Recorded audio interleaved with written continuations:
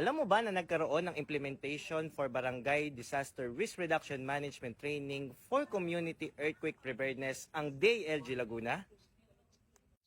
Nakikilala ng kagawaran ang mahalagang papel ng mga barangay sa pagtugon sa sakuna. At para lalong palakasin ang kakayahan ng mga ito, nagsagawa ang DILG Laguna ng Barangay Disaster Risk Reduction and Management Training for Community Earthquake Preparedness noong September 16 to 18 sa El Chilito Hotel ng lungsod ng Santa Rosa. Bilang Vice Chair para sa Disaster Preparedness, layunin ng kagawaran na bigyan ng pagsasanay ang mga barangay sa panganib na dala ng lindol mula sa West Valley Fault Line. Huwag naman po sana. Ito po yung klase ng training na gusto po sana natin wag nating magamit. Pero it pays na we have this type of skills kasi tayo po yung aasahan sa ating community. Ang mga sumusunod ay ang mga barangay na lumahok sa nasabing pagsasanay.